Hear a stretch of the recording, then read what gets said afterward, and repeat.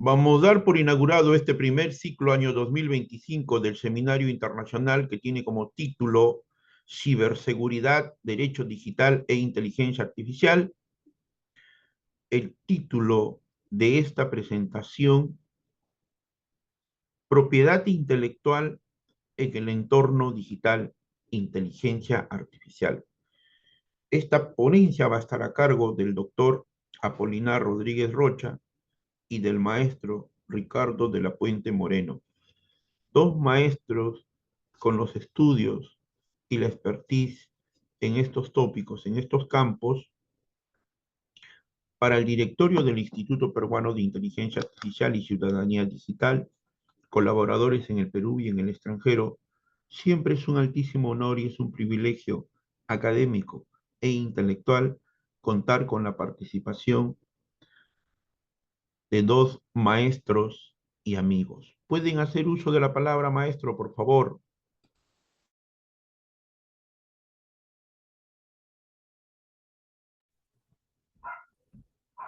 Buenos días. Bueno, empecemos con una pequeña introducción jurídica sobre el tema. No nos vamos a centrar en la cuestión normativa, sino vamos a darle una perspectiva de regularidad, una perspectiva de cómo regular la situación de la propiedad intelectual digital. Y desde México tenemos una perspectiva de propiedad intelectual digital dividida.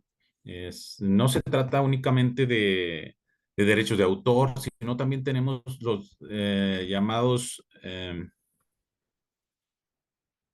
derechos de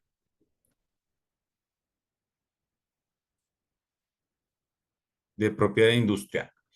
Bien, la propiedad industrial, vamos a empezar con una definición, sus componentes, los desafíos digitales de la inteligencia artificial en el streaming, la piratería y el régimen de sanciones en México. Son muy parecidos en Latinoamérica las cuestiones, cómo se ha ido regulando. Sobre todo porque la propiedad intelectual y los derechos de autor han sido ya regulados durante pues, todos estos 100, 150 años previos. Claro, estamos hablando desde la época de la colonia, ¿no? Entonces, posterior a esto, pues ha venido regulándose con mayor énfasis después de la independencia de nuestros países en Latinoamérica. Y bueno, pues hemos tenido la influencia de las culturas francesa, la cultura estadounidense, bueno, norteamericana, en la regulación de estos derechos, facultades, ¿no? Pues inicialmente, pues como sabemos, la propiedad únicamente se regía lo que era la propiedad sobre muebles e inmuebles, pero posteriormente tuvo que venirse regulando cuestiones como son las cuestiones de la propiedad sobre obras artísticas y la propiedad sobre lo que es las creaciones industriales. Entonces, pues si vemos con la explosión de las máquinas, ¿no? De la era del maquinismo, pues empezamos una regulación más estricta. Y si estamos hablando de la creación de las máquinas, pues también estamos hablando de la creación de las grandes empresas, de los grandes emporios que empezaron a crear maquinaria y ahora ya no, ya con un afán, con un afán de producción doméstica, de producción en los hogares, sino que un afán de producción en masa, ¿no?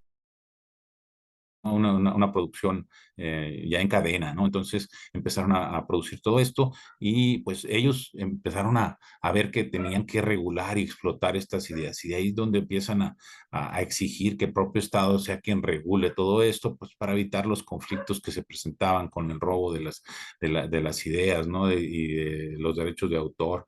El plagio, ¿no? Entonces, vamos a ver aquí sobre la cuestión que se ha presentado ahora con la cuestión de las ideas en digitales, sobre todo por esta también que ha sido el descubrimiento, así que veamos del siglo, ¿no? Lo que es el Internet, ¿no? Que empezó a finales del siglo pasado y que nos ha traído una evolución en los sistemas de comunicación y en los sistemas mm, de memoria histórica, en los sistemas de archivo de documentos y de audios y videos, ¿no? Entonces, todo esto evolucionó con una rapidez tremenda en los últimos 30 años. En los últimos 30 años, pues ya tenemos celulares, ya tenemos las laptops, ya tenemos en los celulares, no únicamente, ya únicamente tenemos lo que es el celular, ¿no? Sino que en el propio celular, en su diseño, empezó a llevar de una tremenda, digo, en tamaño y en equipo, lo que era inicialmente una computadora de escritorio, a lo que tenemos ahora en un celular. Tenemos incluido ya lo que es una computadora completa, lo que tenemos el audio y video, ¿no? Para un cinematógrafo pues, teníamos un equipo grandísimo, ¿no? Para poder grabar y pues para poder reproducir incluso los videos. Entonces ahora tenemos en un celular, al mismo tiempo que un cinematógrafo, para la grabación, tenemos también para su exposición en un mismo aparato y además en tiempo real y tenemos el banco, ¿no? De todos estos datos y pues para almacenar cintas teníamos grandes bodegas, ¿no? Se requerían grandes bodegas para esto. Y pues ahora ya todo esto, todo eso, todo ese mundo material se redujo a un chip. Entonces, en el chip tenemos grabado gran cantidad de documentos, de videos que antes requerían unas bodegas para su almacenamiento. Y claro, la piratería daba sus grandes pasos, ¿no? Donde robaban todos estos materiales y se dedicaban a comercializarlos. Recordemos cuando grababan desde los cassette, cassette magnéticos, las películas que también venían en casetes, y estos eran magnéticos, y pues todos estos pues eran grandes los equipos y los donde se almacenaban, ¿no? Los dispositivos en los que se almacenaban. Y pues la piratería hacía uso de ello para comercializar y para obtener ganancias. Pero pues esto ha evolucionado a un chip, ¿no? Y del chip, pues ahora a la situación inalámbrica y la cuestión de la comercialización digital. Todo esto ha facilitado, pues, que en el chip tenemos muchos libros, en un chip tenemos muchos audios, videos, películas en un mismo dispositivo. Entonces, al momento que esto ha podido ser eh, manejado, capturado en un pequeño dispositivo, y además que se ha podido subir a la red de redes que es el Internet, pues el compartirlo, el recibir toda esta información. Estamos en un mundo hiperinformado, ¿no?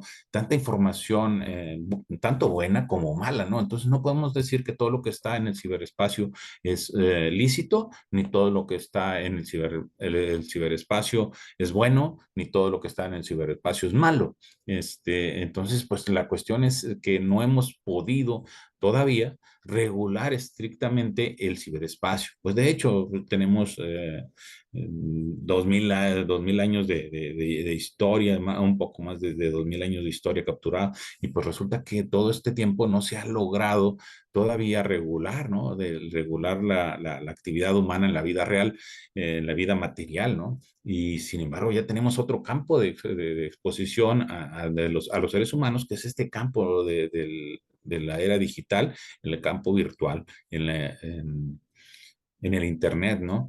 Y pues nos ha llevado del campo material al campo del ciberespacio, de ser ciudadanos de una nación, de un país, de una ciudad, y ser vecinos, ¿no? De una colonia y a ser habitantes de un ciberespacio. Y en este ciberespacio, pues resulta que tenemos eh, pues el acceso a muchísima información en la cual hay datos que forman parte de lo que es la propiedad de derechos de autor y la propiedad intelectual. Entonces tenemos acceso a muchísimos datos que incluso pues hemos visto que el mismo Internet nos dice que ha sido sancionado por cuestiones de propiedad en Estados Unidos y que por eso no tener, ya se bajó la película, ya se bajó la información y que pues fue por un reclamo, ¿no? De derechos de autor. Entonces, por eso es que bloquean esas informaciones, pero para cuando se logra su bloqueo, pues resulta que ya a través del Internet, que es la red de redes, estamos hablando de que el Internet puede en un instante compartirse toda nuestra información en todo el globo terráqueo, a cualquier usuario, ¿no? Que se encuentre dentro de todo el globo terráqueo y que tenga acceso a Internet y que tenga un dispositivo, puede capturarlo. Entonces, es muy difícil esto de la propiedad intelectual en regularse en Internet cuando cuando ya no, ya escapa a lo que es la competencia territorial de un estado, de una nación, porque recordemos que aún tenemos fronteras, ¿no? Entonces las fronteras legales pues únicamente regulan la vida dentro de un país. Cuando estos países empiezan a tener los tratados internacionales, nos permiten la regulación homogénea de actividades humanas. Y dentro de estas actividades humanas está precisamente la actividad digital. Entonces, como vemos que la actividad digital tenemos una comunicación en la cual tenemos un emisor y tenemos un receptor, además de todo el sistema que maneja la información. Entonces, el emisor, desde allí tendríamos que empezar a analizar si el emisor tiene o no facultades para subir la información a Internet y después si la página o la plataforma donde se subió la información tiene o no derecho de conservar esa información y si esa información tiene el derecho o no de que sea pública. Entonces, no toda la información que se sube a Internet es pública.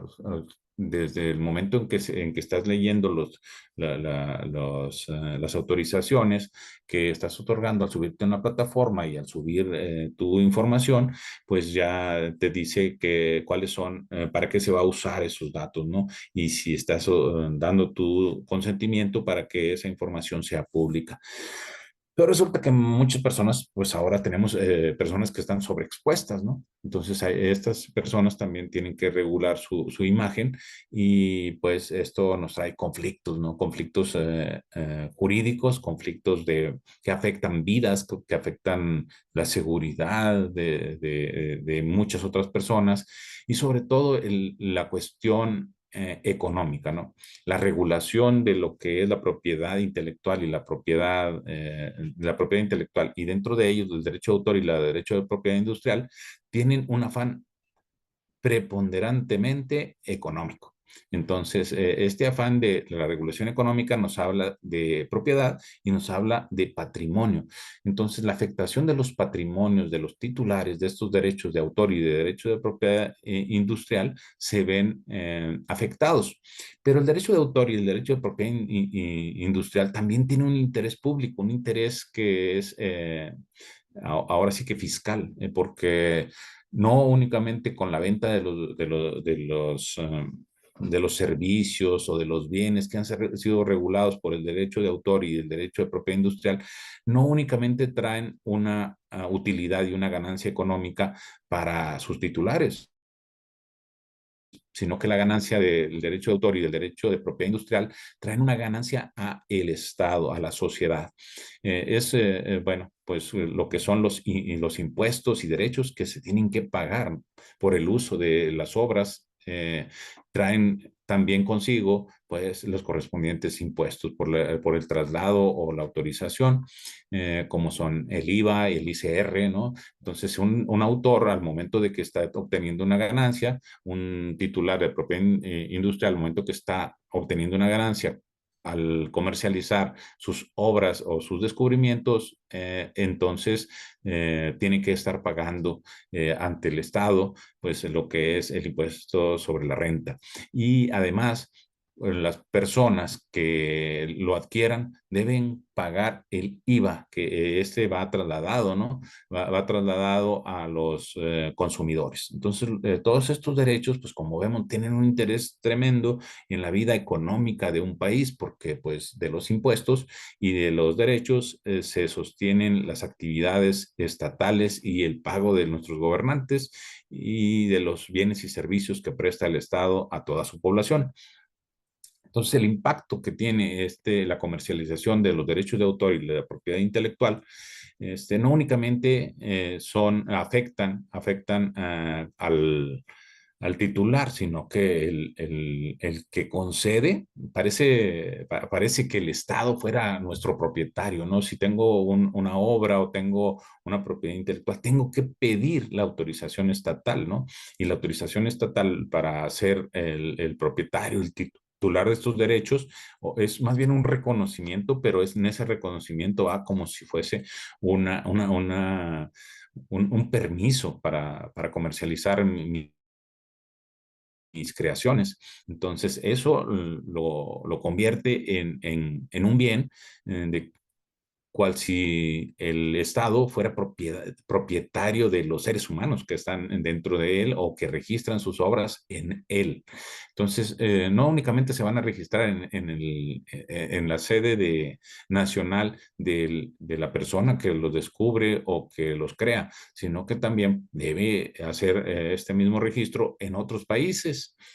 Pues en cada uno de los países tienen regulaciones distintas y de estricto cumplimiento nacional, solamente que tuvieran un tratado internacional, pues estarían también bloqueando también este posible registro de personas que están plagiando los derechos, ¿no? Y los descubrimientos. Entonces tenemos personas que hacen una creación en un país como México y van y en China hacen otro registro y empiezan a utilizar tus obras y tú no podrías combatirlo porque pues tendría que haber un convenio entre México y China para que esto no suceda y que se reconozcan lo que son los registros en México de tus descubrimientos, de tus obras y tus creaciones, que tuviera también valor en China. Entonces, o a la inversa, ¿verdad? Entonces, esta reciprocidad internacional nos afecta también en lo que es la propiedad intelectual en el ecosistema digital mexicano. Pues bien, conceptos y alcance. La propiedad intelectual es el marco legal que protege las creaciones del intelecto humano, la mente. Otorga a los creadores y titulares derechos exclusivos sobre el uso y explotación de sus obras e innovaciones. En México se divide en dos grandes ramas, reguladas por leyes e instituciones distintas, el derecho de autor y la propiedad industrial. La rama 1, derecho de autor y el derecho, sus derechos conexos. Protege el derecho de autor, protege también los derechos conexos, protege la forma de expresión de las obras creativas y artísticas. El objeto de protección son las obras literarias, musicales, con o sin letra, audiovisuales y el software, código fuente, que en lo que nos interesa el día de hoy es sobre el software. Sin embargo, como vemos en los derechos digitales, pues va todo esto de obras literarias, musicales, audiovisuales. Entonces, dentro de todo lo que nos interesa, pues se encuentran exactamente todos estos. El derecho conexo protegen las inversiones y las labores de los artistas intérpretes. Bueno, hay quienes hacen del descubrimiento, el estudio y la investigación sobre estas profesiones incluso, ¿no? Porque pues el ser un artista en una determinada actividad, pues tiene un afán de vida, o sea, hacen de allí su vida ordinaria. Entonces, esto es lo que estaríamos estudiando, ¿no? Los derechos conexos, entonces, protegen las inversiones.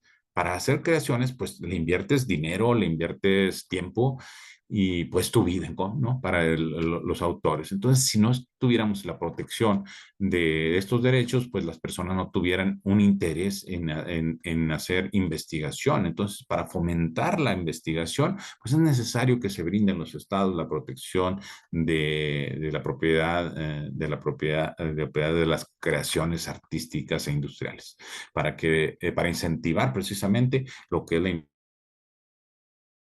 investigación industrial y que, como decimos, como mencionábamos hace un momento, era también un afán estatal porque de allí obtiene sus recursos económicos el Estado para prestar sus servicios y para lo que es los monumentos, los sueldos de los propios funcionarios públicos. Entonces, tiene interés en que se lleve a cabo la investigación dentro de las fronteras de sus países y por eso es que también vieron en ello una oportunidad de recursos, de hacerse recursos para el propio Estado y pues eso, la regulación de la propiedad intelectual, la propiedad industrial, la propiedad artística, pues tiene un interés tanto individual para las personas como para el propio Estado. Y por eso se regula, ¿no? Y se regula con castigos ejemplares dentro del país y que pues tiene connotaciones, como decíamos, también de observancia dentro de todo el globo terráqueo, ¿no? Porque pues cada uno de los países en su regulación internacional pues tienen también un interés de reciprocidad internacional. O sea, tú respetas dentro de tus fronteras lo que es la propiedad industrial que ha sido registrada en las mías y yo voy a reconocer también la propiedad intelectual que ha sido registrada dentro de las tuyas.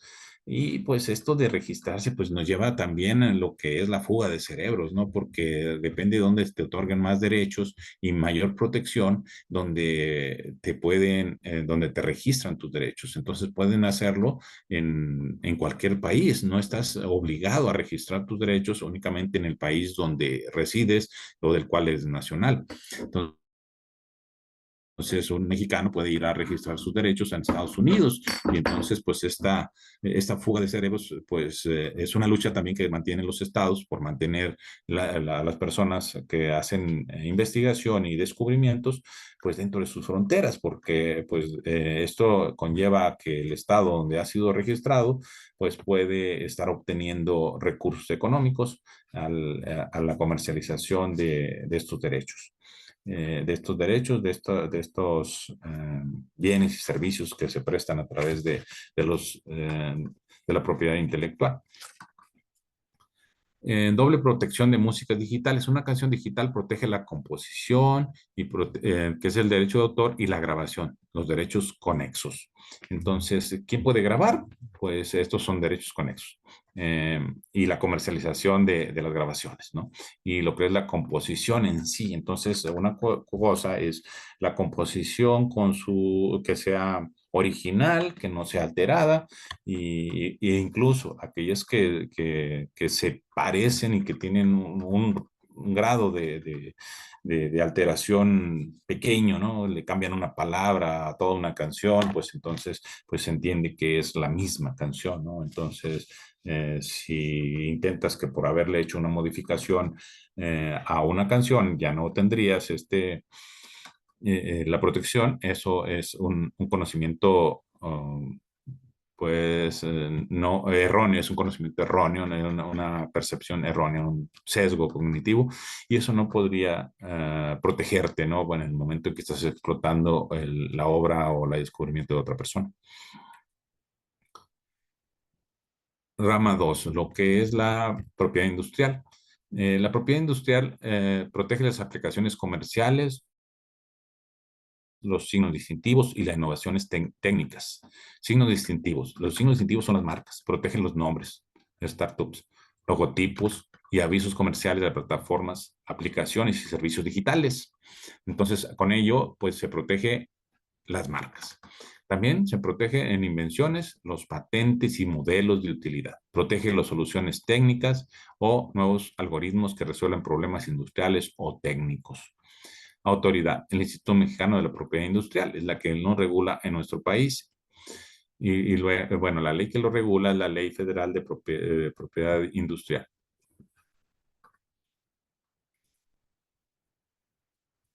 Temas, tema 2, desafíos digitales, regalías y la autoría por inteligencia artificial. La convergencia y explotación digital, la regalía digital. La ley obliga a las plataformas de streaming a pagar una regalía irrenunciable al autor por la comunicación pública y puesta a disposición de sus obras, los cuales compensa el uso constante del entorno digital. Mecanismos de retirada. El sistema de notificaciones y retirada Notician es la principal herramienta para que los titulares soliciten a las plataformas el retiro inmediato del contenido que infringe sus derechos. Tiene un proceso también. La crisis de la autoría y la inteligencia artificial en el 2025. Los principios de autoría humana. La Suprema Corte de Justicia de la Nación en México ha ratificado que las obras generadas íntegramente por la inteligencia artificial no son registrables en México. La protección se mantiene únicamente para las creaciones donde se muestre la participación creativa de una persona física. La inteligencia artificial como herramienta. Se distingue la inteligencia artificial como creadora autónoma no protegida de la inteligencia artificial como simple herramienta asistencial utilizada por un creador humano, protegida. Es decir, la creación es que realiza por sí y en forma automática la inteligencia artificial sin participación humana, estos no están registrados, no son registrables en México, no se reconocen. Esto pues nos va a traer unas consecuencias serias en cuanto a la regulación que se realiza en otros países y a quién pertenecería estas creaciones. Hasta ahora son creaciones libres, pero pues vemos que ante el interés del Estado, pues muy probablemente en poco tiempo va a estar reclamando el Estado para sí los derechos de autoría de la inteligencia artificial según la sede donde se publicite y donde se cree estas nuevos descubrimimentos y tiene un interés, pero como decíamos, un afán económico en ello, el Estado al regular todos estos bienes. Ahorita son libres, ¿no? Los que sean creados por la inteligencia artificial, pero en un futuro va a ser seguramente reclamado por parte de los estados para obtener de ello también lo que son impuestos y derechos. También en todo ello tiene una dimensión oscura, lo que es la piratería, el crimen organizado y los riesgos. La captura de piratería por el crimen organizado, pero la producción y comercialización clandestina de copias de creaciones ha sido capturada por el crimen organizado que utiliza instituciones clandestinas para generar vastas ganancias con bajos riesgos, desviando recursos de otras actividades delictivas. Es una fuente de recursos para la delincuencia organizada. Entonces, pues el afán que inicialmente era de su regulación, era un afán económico por parte del Estado y de propiedad, ahora ha trascendido a ser una persecución penal, o sea, ahora ya es contra el crimen. ¿Por qué? Porque utilizan ello como una fuente de ingresos y pues vemos ahora que está combatiéndose lo que es el terrorismo y pues el terrorismo y el lavado de dinero. Entonces, a través de ello, pues se consiguen grandes ganancias económicas ilícitas fuera de la fiscalización del Estado y lo que daña a las economías de los países. Y pues ello está siendo combatido seriamente por parte del Estado mexicano y de los demás estados de todo el globo terráqueo. El daño a la cadena de valor. Esa actividad de la piratería, esa actividad genera una competencia desleal, ruinosa contra el producto legal, es daño triple. El daño al creador, pérdida de regalías para autores, compositores, artistas que de ello viven. Y pues claro, el incentivo que es la protección de las creaciones para fomentarlas, se ve dañado, ¿no? Pero además la subsistencia misma de los propios creadores que han hecho de ello, como dijimos, su profesión o su forma de vida y la de sus familias. El daño a la empresa, como empresa es la pérdida de las ganancias e inversiones para productores y disqueras. El hecho de que podamos proteger una pequeña idea nos genera ganancias económicas para la persona creadora y esas mismas ganancias le van a permitir seguir realizando investigaciones de mayor grado. Y bueno, pues una misma persona puede hacer más descubrimientos siempre y cuando se le permita continuarlos y obtenga los recursos necesarios para ello. Y una forma de que el Estado no sea quien solvente estos estudios, estas investigaciones, es permitirle que tenga un patrimonio mayor para poder realizar y hacer una empresa de mayor envergadura económica con mayores descubrimientos que van a tener beneficios no únicamente para la persona, sino para la humanidad, como hemos visto con el descubrimiento mismo del Internet y de los medicamentos, ¿no? Eh, daños a las empresas, entonces, sobre la pérdida, el que tiene la piratería es la pérdida de las ganancias e inversiones para productores y disqueras. Daños al Estado, pues se erosiona la recaudación fiscal, los impuestos y contribuciones. La propuesta de ruptura, el seguro obligatorio, que es en mi contribución, ¿no? De que permitimos realizar el día de hoy. Pues nuestra propuesta para la ruptura en lo que es la información que se sube a Internet, pues es el seguro obligatorio del servidor público. Tenemos una captura de datos que se ponen a disposición del Estado y que tienen acceso los propios servidores públicos. Quizás toda esta información no debería ser pública, sino que es privada y debe ser protegida por el propio Estado. Pero ¿qué sucede cuando los propios funcionarios públicos son quienes bueno, quebrantan la reserva, quebrantan la secrecía y son quienes hacen uso de estos derechos para fines de enriquecimiento ilícito como una forma de corrupción del Estado, ¿no? Entonces, quien se corrompe no es el Estado como persona física ideal, sino y las estructuras e instituciones. Quienes se corrompen son los gobernantes, las personas que ocupan los cargos públicos. Entonces, ¿qué estaríamos nosotros proponiendo? Sanciones y resarcimiento y ponderación final.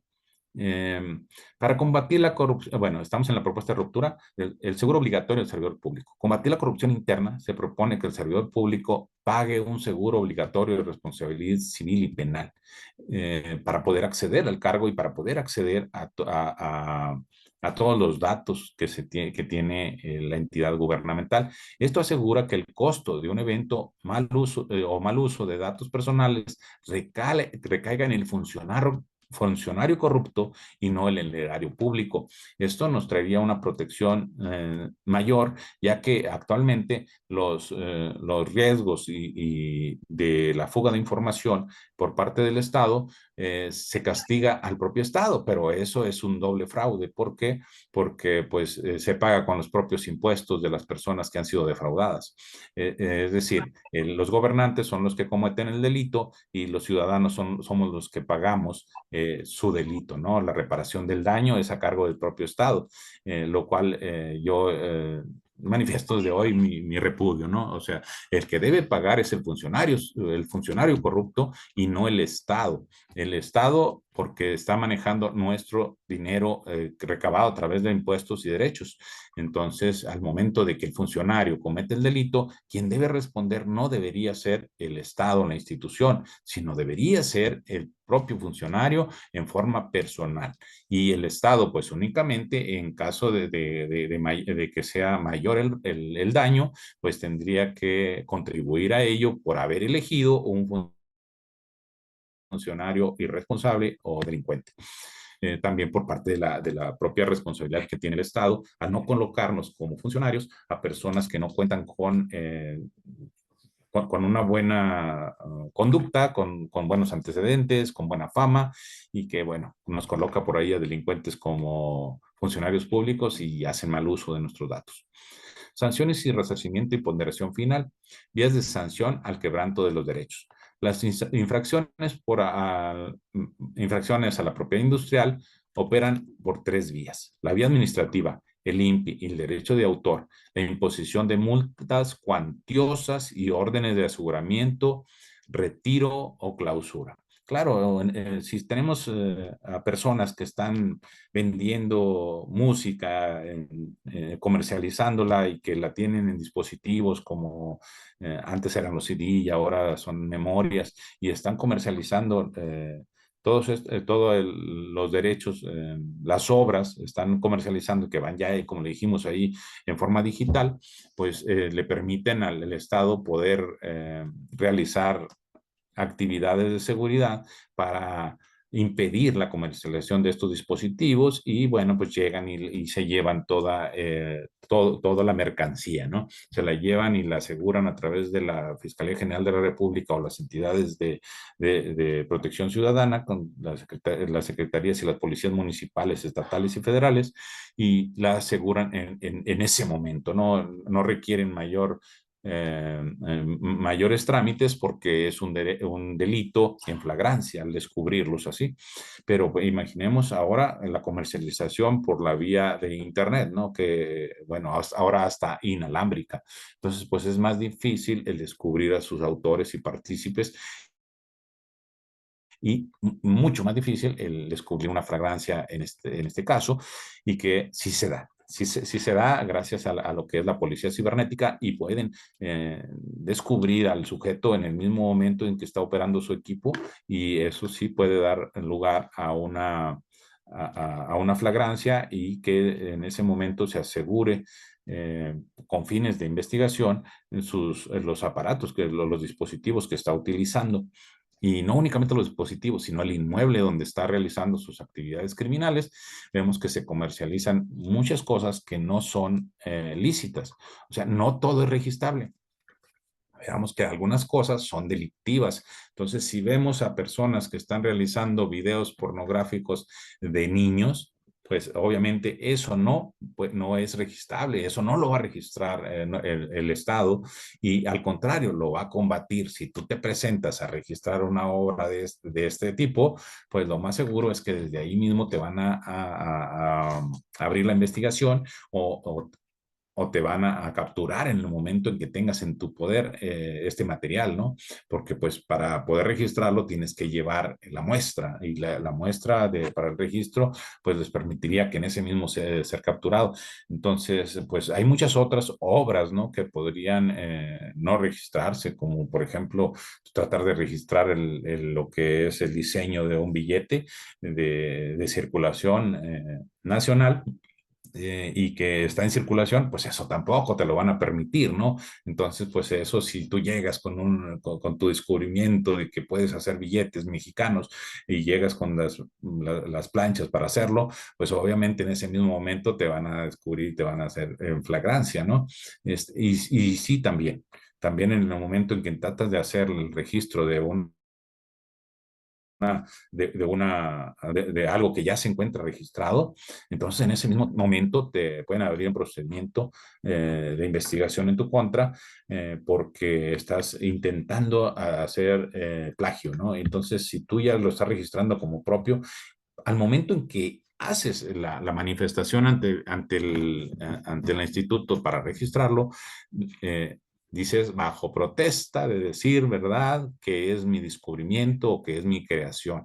Entonces, en ese momento estás cometiendo un delito, estás ya haciendo una manifestación de mentira ante una autoridad y eso ya por sí mismo estás cometiendo un delito ante el Estado, ¿no? Entonces no debes decir mentiras ante el Estado. Y si tú estás diciéndole, bajo protesta de decir verdad, manifiesto que es mi descubrimiento, que es mi obra, en ese momento ya cometiste un delito. Es por eso que cuando vas a ingresar a los Estados Unidos de Norteamérica y te preguntan, eh, te preguntan y confían en tu palabra porque no confían en tu palabra, pero confían más en que ya tienen una amenaza legislativa, una norma que dice que si tú dices mentiras ya estás dentro del penal, ¿no? Entonces, en el momento en que te descubren mentira, tú ya estás sancionado por eso. Entonces, si tú dijiste una mentira como usted tiene vínculos con algún terrorista y pues resulta que sí lo tenías y tú manifiestas que no, pues resulta que en ese momento tú ya estás cometiendo un delito al momento de haber manifestado mentiras al Estado. Y bueno, con eso ya basta para que te persigan y te encarcelen, ¿no? Lo mismo sucede en México. Si tú manifiestas mentiras ante las instituciones de regulación y de registro. En la vía penal, las infracciones graves con fines de lucro son delitos federales que conllevan penas de prisión de 6 meses hasta 6 años o más. El resarcimiento del daño a los titulares. El titular tiene derecho a una indemnización por los daños y perjuicios en caso de plagio, exigibles por la vía civil. El mínimo indemnizatorio. La ley establece que esta compensación no puede ser inferior al 40% del precio de venta al público del producto legal que el infractor vendió.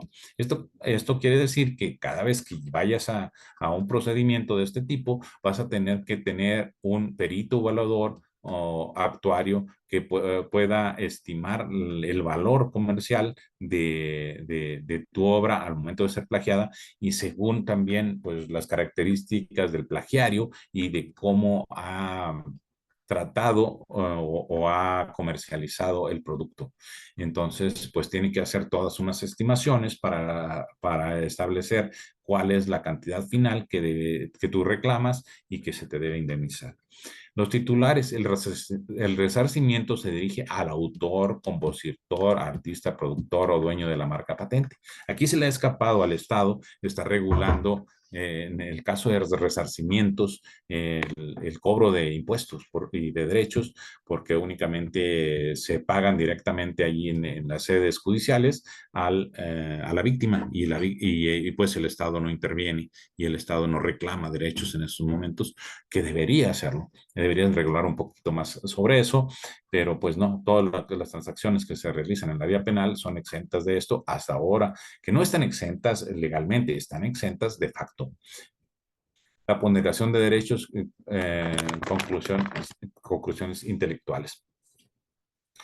La resolución de conflictos para la propiedad intelectual, por ejemplo, el uso de una obra para seguridad pública exige la ponderación casuística de los derechos. La justicia digital debe aplicar el principio de proporcionalidad para determinar caso por caso qué derechos debe prevalecer sin anular completamente al otro.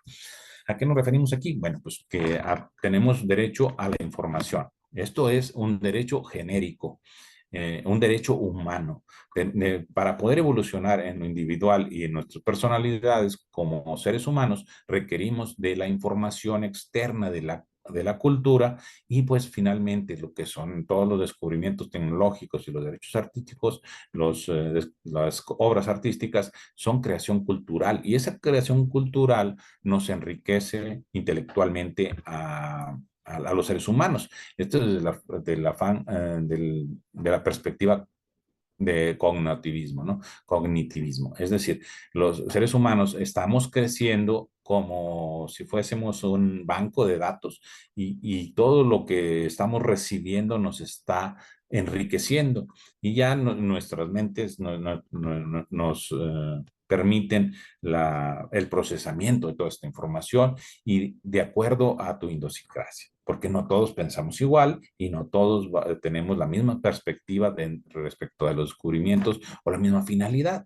Pues no es lo mismo una persona, por ejemplo, que hace el descubrimiento y que tiene este afán de estar investigando y manipulando y haciendo exploración investigativa a otra persona que le interesa únicamente una investigación o una creación para comercializarla. O otra persona que únicamente está buscando los descubrimientos tecnológicos para aplicarlos en su vida laboral o su vida estudiantil y en su vida social. Y entonces, pues no, él no quiere hacer investigación, él tampoco tiene interés en comercializar los productos, sino de hacer uso y explotación de los servicios y de lo que le permiten los descubrimientos.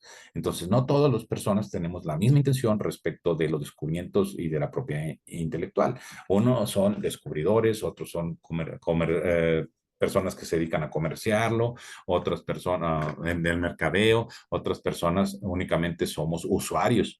Entonces, otras empresas se dedican a prestar servicios digitales. Entonces, de cada una de esas perspectivas debe regularse los derechos del usuario, los derechos y obligaciones del usuario, los derechos y obligaciones de las empresas que comercializan, los derechos y obligaciones de las prestadoras de servicios de plataformas digitales y los derechos y obligaciones de los autores, porque no únicamente conlleva derechos, también conlleva obligaciones para el autor. Entonces, el autor, por ejemplo, de una obra artística, pues tiene obligaciones en relación con su obra para no exponerla, por ejemplo, seguimos con las cuestiones ilícitas, ¿no? Como la pornografía, la venta de armas, obras que conllevan el terrorismo, lo que es la apología del delito. Esto, pues, conlleva responsabilidades para el creador, no únicamente se trata de derechos. Entonces, si una persona está haciendo creaciones de este tipo, pues tiene que tener la intención, tiene que tener conocimiento de que va a ser perseguido y sancionado por sus obras ilícitas, ilegales o delictivas, criminales. Pero no únicamente es la creación de esas obras, sino la exposición. Entonces también los que comercializan o las plataformas que están exponiendo a público a estas obras están cometiendo un delito, por decir, si yo estoy exponiendo a un niño a pornografía, ya sea como artista, ¿no? Bueno, así, la pornografía dicen que es un arte, si ponen a niños a realizar actividades sexuales y desde el creador ya va a ser sancionado, pero ser sancionado por la creación y por la actividad, ¿no? Que está ocasionando el daño allí a los niños. Pero si la pornografía misma es expuesta a personas de niños, niñas y adolescentes, este es un delito también perseguido, por ejemplo, acá en el estado de Coahuila, donde estoy ahorita transmitiendo, pero también en la mayor parte de los estados de la República Mexicana y a nivel global, ¿no? A nivel de todos los países latinos, por lo menos, esta exposición a los niños es un delito. Entonces, si yo tengo una empresa o una plataforma donde permito y expongo a niños a toda esta información, y que no deben ser expuestos porque no tienen los conocimientos para filtrarlo, para digerirlo y para ver que se trata de cuestiones de fantasía y cuestiones que no son realidad, y además que son una mala idea de lo que es la sexualidad humana y no deben ser expuestos los niños porque crearíamos pues cuestiones de hipersexualidad, cuestiones de actividades sexuales irracionales, es decir, no tienen las facultades necesarias, los conocimientos necesarios para poner límites lo que es bueno y lo que es malo, de acuerdo a la edad del niño, ¿no? Entonces, por eso es que las personas que crean, que comercializan, que exponen a niños a este tipo de creaciones son delictivas. Y hay otras cuestiones como son las cuestiones de quién puede transmitir esos datos al medio digital, pues también está prohibido que tú, como ciudadano, tienes acceso de alguna forma. No que sea ilícito el que tú tengas acceso, que es ilícito que tú subas esa información a Internet. Entonces, tú subes una información que está registrada a nombre de un autor o creador y resulta que tú la subiste sin su autorización y se hace pública, entonces tú estás ocasionando el daño por la difusión no autorizada de sus derechos. Y bueno, pues seguramente vas a tener consecuencias jurídicas en tu vida. Es decir, te van a demandar, van a pedir el resarcimiento económico y claro que se te encarcele por el hecho de estar realizando esta actividad que no únicamente es ilícita, sino que es delictiva. Entonces, el hecho de que tú estés realizando estas actividades, pues te pone en riesgo. Te pone en riesgo en tu libertad personal, te pone en riesgo tu patrimonio, te pone en riesgo tu salud, te pone en riesgo muchísimas cosas porque estás realizando una actividad que daña a los autores y compositores, pero también que puedes poner exponer a público al cual no está dirigido y al cual está prohibido que se lo expongas. Entonces, hay muchas cuestiones relacionadas con esto, pero no únicamente en las cuestiones, yo ponía un ejemplo, ¿no? Pero hay más ejemplos, no únicamente la pornografía, sino las actividades delictivas, ¿no? Cómo suicidarte en Internet. Te ayudo sí, vamos a suicidarnos. Es tu derecho humano el irte de esta vida. Bueno, pues la inducción al suicidio también es un delito. Entonces, si tú estás exponiendo a niños que tienen algún tipo de conflicto o inestabilidad que es propia de la edad de los adolescentes a todo tipo de información en Internet, pues eso tampoco nadie te lo va a registrar para empezar. Y después, si tú lo subiste y eres el autor, vas a ser sancionado, vas a ser castigado y más si tiene una consecuencia material, es decir, si hay niños que se suicidaron, niños que realizaron actividades sexuales porque tú se las enseñaste en Internet, niños que utilizaron armas, que utilizaron explosivos porque tú les expusiste. Entonces tú eres el inductor, porque tú eres el creador de esa obra artística o esa obra de audio y video o de libro que subiste a Internet. Entonces has expuesto a muchas personas que no saben las consecuencias fácticas que esto trae. O sea, imagínate una persona, un niño que le enseña a realizar una bomba sin saber que el grado de explosividad que esto tiene y se la lleva jugando al supermercado donde anda con su mamá pues una bomba cabe en una goma de lápiz, ¿no? O sea, algo tan pequeño como en 1 centímetro cuadrado. Entonces, si le das eso a un niño, no sabe qué tanta reacción va a tener. Entonces, puedes terminar volando todo el centro comercial a través de una persona que no tiene las capacidades para entender las consecuencias de sus actos, ¿no? Entonces, pues todo esto está regulado por la propiedad industrial, pero vemos que hay un sector que es regulado de forma de derechos, de derechos y obligaciones, y otro sector que es el regulado por el derecho penal, el derecho administrativo sancionador. Entonces, no únicamente está regulado por una única ley, sino que está esparcido en todos los ámbitos. Entonces, desde las leyes que lo regulan, como la ley de propiedad industrial, la ley de derechos de autor, todas estas leyes lo regulan en particular, pero son sancionados por las leyes administrativas, por las leyes penales. Aquí tenemos la Ley Federal de Propiedad Industrial, eh, que es regulada por el INPI. Bueno, ahorita en México hay una reorganización institucional, pero bueno, veremos quién hace esto.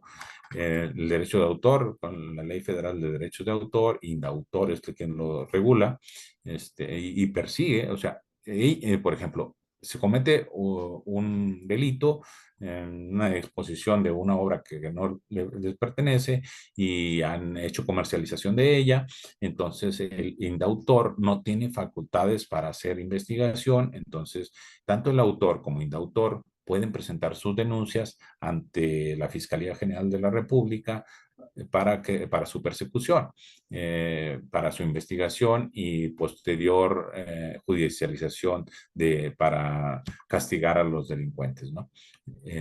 Lo mismo sucede con las otras instituciones, el INPI. Entonces, ellos no castigan penalmente, pero sí pueden dictar las medidas cautelares para que no se continúe con la actividad ilícita, para que no se siga comercializando, para que no se sigan ocasionando daños. ¿Qué pasa si no se combate? ¿Qué pasa si todas las instituciones no realizan el control de ello? Si no lo realizan, entonces están creando prácticamente el clandestinaje y haciéndose una competencia desleal al propio autor. Es decir, si yo vendo mi obra en 10 pesos, y resulta que allá en la piratería lo están vendiendo en 5 pesos, pues resulta que todo el público va a elegir y no se está combatiendo, es decir, no se castiga ni al autor de esta piratería, ni tampoco a la comercialización de la misma. Entonces las personas van a buscar ir a comprar lo más económico y van a ir a comprar con el pirata cibernético, ¿no? En lugar de estar comprándolo a los autores originales. Y pues esto sería una competencia desleal y un fraude para ti mismo. Entonces, pues estás obligado por la necesidad lógica de esto a combatir por ti mismo a las personas que quieren robarse tus obras literarias, porque finalmente tú trabajaste, tú te educaste, tú hiciste los estudios, tú hiciste la exploración, invertiste tiempo, invertiste recursos económicos y resulta que quien termina aprovechándose económicamente de tu descubrimiento es otra persona que no realizó la menor inversión, ¿no? O sea, simplemente lo tomó de ahí y empezó a comercializarlo como si fuera totalmente libre y pues no es así, no es así porque tus obras pues te pertenecen a ti y tú tienes el derecho de, de, de, mm, de tomar los frutos de tu actividad, de tu intelecto, ¿no? Entonces, esto es lo que tratamos hoy de dar una idea sobre lo que es los derechos de autor. Espero que nos sirva mucho de introducción para escuchar lo que nos va a exponer a continuación el maestro de la Puente, que tiene una exposición mucho más técnica, ¿no? Más tecnológica de lo que es la regulación de los derechos de propiedad intelectual, del derecho de autor y la propiedad industrial. Es severo lo que está sucediendo respecto de todos los derechos de autor y los derechos de propiedad y propiedad industrial, porque su comercialización nos daña a todos. Su actividad ilícita de todos estos derechos, la piratería, nos daña a todos porque si vemos que las contribuciones de los autores y los inventores eh, crean riqueza para ellos, sí, pero al momento que lo están creando, cuando se pagan los precios, llevan un pedacito de esa cantidad de dinero que pertenece al tesoro público y ese tesoro público, los titulares somos todos los ciudadanos de un país y pues en esa medida contribuye al gasto público. Entre más contribuyan autores y dueños de la propiedad industrial a el gasto público, vamos a tener impuestos más pequeños al resto de los ciudadanos. Entonces, si ya está teniendo ingresos el Estado por parte de los autores y la propiedad industrial, y pues los impuestos que se cobrarían al resto de la población serían inferiores. Entonces, entre mayor pueda ser fiscalizado por parte del Estado, nosotros tendríamos un beneficio indirecto al momento en que el pago de nuestros derechos, de nuestros impuestos disminuyen y pues claro, nuestro nivel de vida va a aumentar porque el dinero de nuestras actividades va a llegar a nuestros hogares. Entonces, pues estas son nuestras perspectivas. Si tienen alguna pregunta, quedo a disposición. Muchas gracias. Muchas gracias, doctor Apolinar Rodríguez de Rocha. Si hubiese alguna pregunta, alguna duda, por favor, en relación a la presentación del maestro.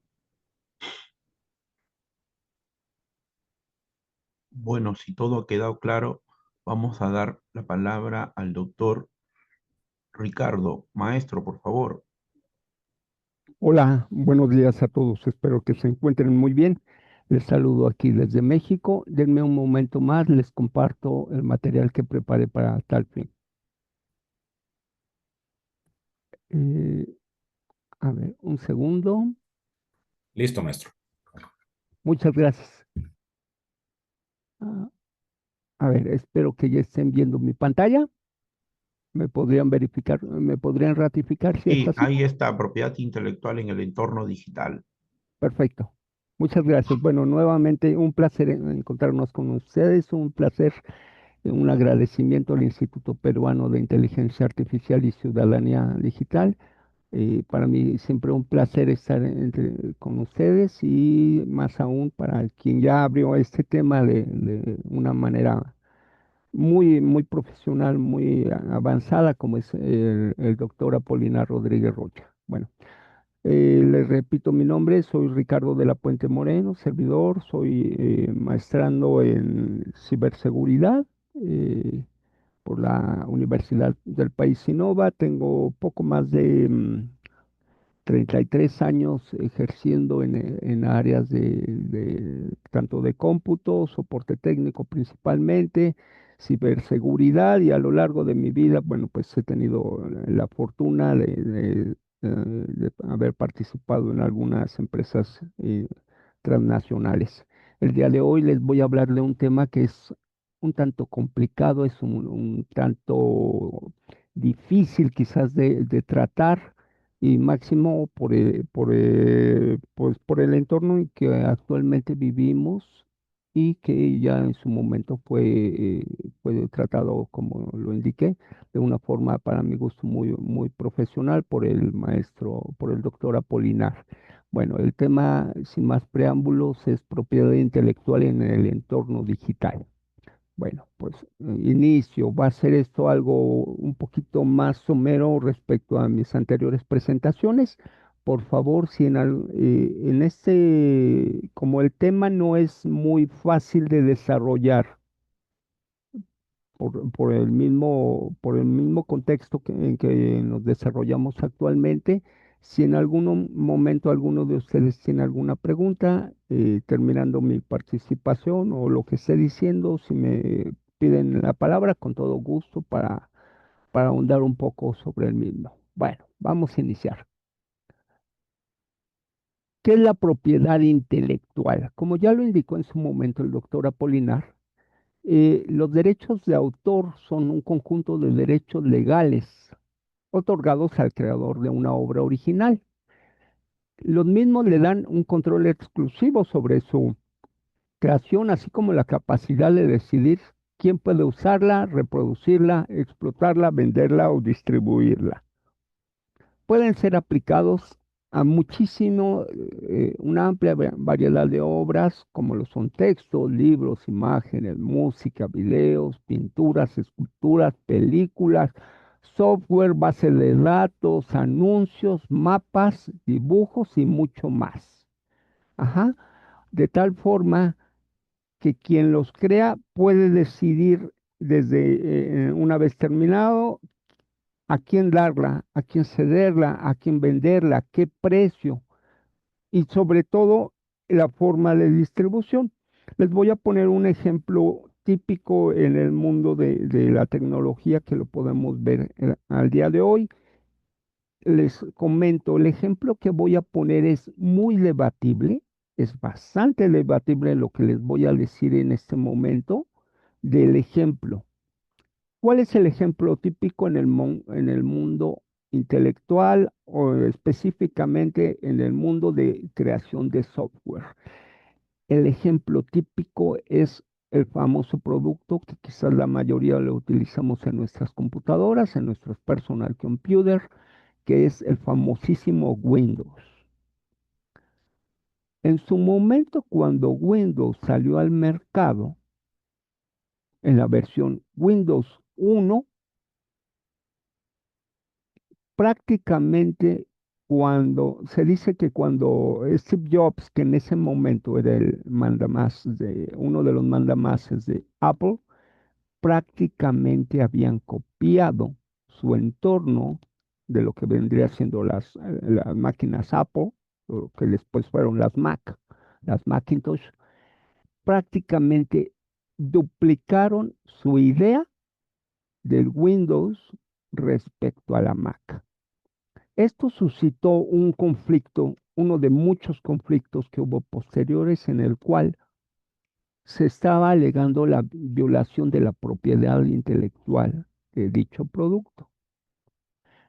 En ese momento por parte de los tribunales norteamericanos, hubo un debate muy fuerte al respecto, y al día de hoy, bueno, pues todos podemos tener quizás en nuestra computadora, como lo estoy teniendo en este momento, un producto Windows sobre la mesa. Sin embargo, ¿cuál ha sido? Ok, una vez que el equipo de lo que era Microsoft en ese momento, una vez que logró triunfar sobre la demanda de violación de propiedad intelectual, pues impuesto por la Macintosh o la Apple, como lo dije en ese momento, una vez que fue superado dicho conflicto, entonces vino la creación de las subsiguientes versiones de lo que hoy vemos como nuestro Windows famoso. Ok. En su momento, ¿cuáles fueron los competidores que hubo contra Windows? Hubo el sistema operativo OS2. El OS2 era muy similar a Windows, de hecho, fue un proyecto que en su momento encabezó lo que entonces era la IBM, en el cual también le solicitó en su momento a Bill Gates el que colaborara. Se dice que hubo una copia, prácticamente OS2 era el Windows, pero en una forma mejorada, con algunos detalles. ¿Cuáles detalles? Requería un hardware muy avanzado. ¿Qué es el hardware? Para hacer una analogía o una precisión, hardware se refiere a todos aquellos dispositivos que podemos tocar. ¿Qué podemos tocar? Un mouse, un teclado, un monitor, el CPU, vamos a llamarle en forma general, la caja, el disco duro, lo que fueron en su momento los disquetes, todo aquello, todo eso era el hardware, es denominado hardware. Que es el software, aquello intangible, pero que sin embargo utilizamos, como lo es el programa, que viene siendo software, Windows, Office, quizás un AutoCAD, alguna aplicación que utilicemos para procesar video, otro tanto para audio. Entonces, todo ello viene siendo el software. Ahora bien, ¿cuál fue el punto? En la guerra entre Windows y OS2, triunfó Windows porque pedía menos hardware. Entonces, hoy día algunos corporativos, solamente algunos corporativos a nivel mundial, utilizan ese famoso OS2 que en su momento era tan potente, tan revolucionario, vendría siendo lo que hoy día nosotros o en su momento pudimos haber conocido como un Windows XP. Eso era OS2 en su momento. Un programa que en su momento tenía todo lo necesario o lo que se consideraba necesario para arrancar mínimamente bien. Ok, Doctor hasta ahí, Ricardo, ¿alguna pregunta? Adelante. sí, en el contexto de lo que usted va narrando, es muy importante indicar que esta revolución en los Estados Unidos va acompañado de una política pública. Todos los gigantes tecnológicos, Estados Unidos tiene la capacidad de agruparlos, de integrarlos. Ellos ya se conocían, todos ellos ya se conocían y las políticas públicas de Estados Unidos ya se dirigían a ello, lo que es comparable al post pandemia o incluso 5 o 10 años antes de la pandemia, lo que estaría haciendo China con la inteligencia artificial. Y a los Estados Unidos, sus políticas públicas dirigían a ello, este conglomerado de Silicon Valley o la ciudad de las computadoras. Entonces, las figuras de estos grandes líderes, de estos gigantes tecnológicos, ellos ya se conocían, ya había un ideal hacia dónde apuntar y usted lo mencionó, el sueño de Bill Gates, de alguna de otra forma, de que una computadora esté en las oficinas y esté en todos los hogares del mundo, ya había una política, queramos o no queramos, comparable a la inteligencia artificial hoy en día. China le sacó una ventaja a todos los países del mundo porque China lo está trabajando desde el tema educativo, desde los menores, a lo que Estados Unidos en su momento lo hizo con los gigantes, con los empresarios y particularmente aglomerando. Poniendo un parangón para nosotros, es lo que sucedió en la industria de los textiles aquí en Lima, Perú, en lo que viene a ser el centro comercial de Gamarra. No hubo una iniciativa del Estado, del gobierno, fue una iniciativa de micros y de pequeños empresarios a lo que hoy en día se ha llegado. En eso, maestro, mi intervención. Muchas gracias, muy preciso, como siempre, sus intervenciones, doctor. Efectivamente, así ha ocurrido. De hecho, cuando recordemos, cuando arrancan todas estas empresas, viene siendo micro, algunas de ellas muy fuertemente apoyadas por el Estado. Y bajo mi punto de vista, quizás el parteaguas, lo que impulsó más en este caso, que les estaba colocando como ejemplo, el desarrollo del sistema operativo Windows, que en ese momento no era sistema operativo como tal. Windows fue el apoyo en este caso tanto del gobierno para la empresa pequeña, como en su momento lo fue Microsoft, como lo inició Dell, como lo iniciaron otras tantas empresas en ese ramo, es el que podían iniciar desde un garage, básicamente. Esa era la metodología que se manejaban en la mayoría de las empresas. Cabe nada más les hago una pequeña precisión sobre algo que acabo de comentar. Windows, cuando inicia como tal, no es un sistema operativo. Para esto, qué es un sistema operativo?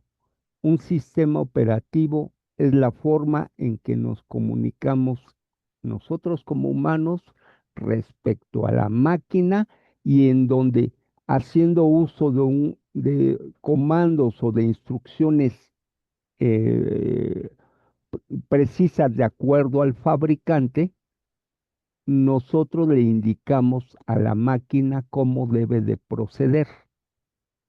Sin un sistema operativo dentro de en este caso, computador, dispositivos móviles, PDAs, tablets, sin ellos, simplemente, como se decía en aquel tiempo, tenemos un pisapapeles tecnológicamente avanzado, pero sin valor, con un alto valor, pero sin mucha utilidad. Entonces, cuando inicia Windows, se requería de un sistema operativo y después venía Windows. De hecho, el despegue absoluto de Windows se da desde la versión 3.1. Yo les estoy hablando aquí en México, quizás un Windows 3.1 surgió por ahí de 1993 aproximadamente. Para mi fortuna, yo ingresé en el medio de la computación en 1992 y les hablo de este tipo de situaciones porque tuve la fortuna de iniciar prácticamente con esto. En ese tiempo que no había Windows, alguien me podría decir, bueno, ¿qué había antes de Windows? Pues eso, un sistema operativo, una pantalla, bueno, Maestro, negra, vamos a llamarle. Adelante. el sistema operativo que estaba vigente, los que hemos seguido la evolución, era el DOS, ¿no? Sistemas operativos basados Exacta. en esto, que de alguna otra forma era lo que se usaba inicialmente en Estados Unidos. Doctor, lo que usted nos señalaba en el inicio de esta presentación y para los que nos siguen en vivo en el Zoom y en horas posteriores, va a estar el video para todos. El apartheid científico y el apartheid tecnológico de las grandes potencias siempre ha estado presente. Culminada la Segunda Guerra Mundial, a Japón se le castiga de que no siga desarrollando armamentos de destrucción masiva. Y una de esas restricciones hace que sí se les conceda la fabricación, ejemplo, en este caso, de lo que ellos estaban trabajando en cámaras, en calculadoras, cámaras fotográficas.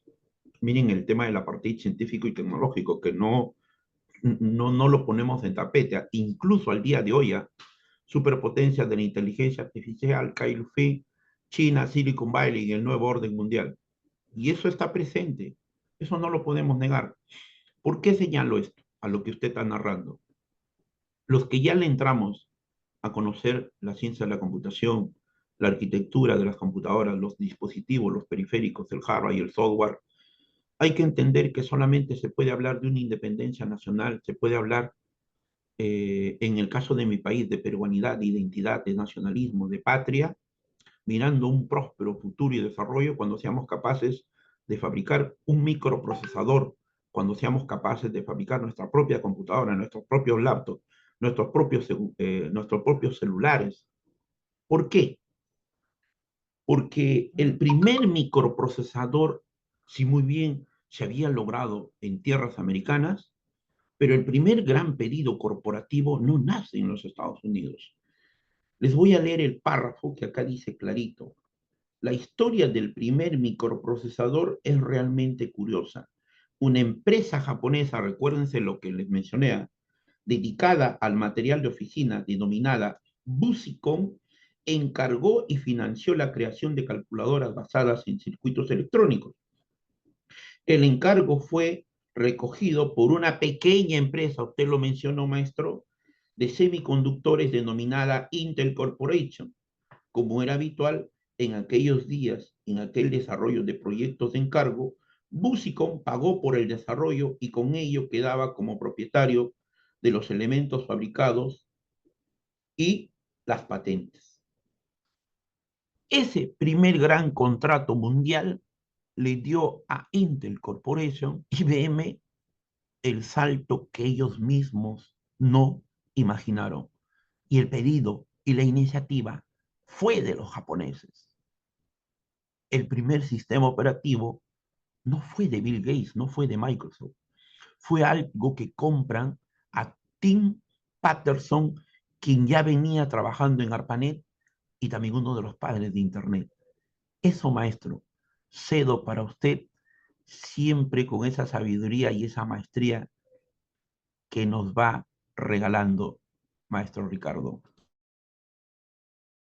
Gracias, como lo indicaba muy, para mí es un placer estar entre profesionales que en su momento saben todo esto, en donde se puede realizar un debate de ideas muy provechoso, donde en su momento todos podemos aportar algo más y no necesariamente una sola persona debe de saber de esto. En efecto, como lo indica usted, tanto para la independencia en el lado tecnológico por parte de los microprocesadores en ese tiempo, como lo fue en su momento en el desarrollo de los sistemas operativos que hoy día prácticamente ya desapareció. eh, Durante ese desarrollo se ha visto, dentro de la historia misma, se ha visto una competencia fuerte. Bueno, rápidamente, efectivamente, en esos años, contrario a lo que uno pudiera pensar, en los microprocesadores había una pequeña guerra, por lo general norteamericana, muchos de ellos manufacturados fuera, y se podía hablar del microprocesador Z80, hoy prácticamente desaparecido. Podríamos hablar de el boom con el que inició quizás ya masivamente su desarrollo Intel, como fue el procesador 8086, posteriormente 8286 y toda una serie 83, 86 y consecutivamente hasta lo que vendría siendo cuando iba a ser el 85, 86 es cuando ya se cambia por el famoso Pentium y todo un desarrollo que se vino posteriormente, ¿no? Todas las generaciones, todas las variables, la agregación de componentes electrónicos, porque se requería en su momento el software que empezó a salir en ese tiempo. Algunos de ellos, principalmente aquellos que se usaban para cuestiones de ingeniería, de arquitectura, de desarrollos matemáticos, de creación de entornos, de simulaciones, requerían del uso de algo que en su momento se le llamaba el coprocesador matemático, y cada vez más hardware, y un desarrollo que pues hoy día lo podemos ver. Posiblemente algunos de ustedes puedan tener un procesador, vamos a llamarle, hoy día es muy común el Intel de novena generación. Sin embargo, vemos que hay primera generación, segunda generación, tercera generación, y así consecutivamente de cada uno de los microprocesadores que hubo previamente. De la misma forma ha ocurrido para los sistemas operativos, como lo decía usted. Efectivamente, el primero no fue desarrollado por Microsoft, que de hecho vimos su nomenclatura. Si algunos de ustedes recuerdan, el famoso DOS, que era Disk Operating System, en su momento, antes de eso, vienen dos pequeñas letras, y en su momento era el MS de Microsoft, pero a la par del mismo también hubo otro más, por ejemplo, el DR2. DR era de Digital Research, y en su momento también hubo uno desarrollado por la IBM que era el PC2, Personal Computer, nuevamente un término en su momento de la IBM, PC2. Y cada uno se fue desarrollando a la par. Esto en el segmento específico de las personal computers, que quizás fue el salto más significativo para mi punto de vista, de que hoy día podamos tener quizás en casa no solamente una PC o una computadora personal, sino que tengamos dos, tres, o que haya habido el número que hayamos considerado. Simplemente la masificación de las computadoras, y que hoy día para nosotros pueda ser tan común. Entonces, todo ese desarrollo que yo tuve placer de aquí en México, en la Ciudad de México en ese tiempo, que era donde yo vivía, tuve el placer de en su momento iniciar con el mismo. No les voy a decir que yo estuve desde las primeras versiones, sería mentir. A mí me tocó quizás el sistema operativo MS2 versión 3, pero como les digo, ya había el DR2, también ya había el PC2. Bueno, para aquellos que digan, bueno, ¿y en qué aterrizamos todo esto, no?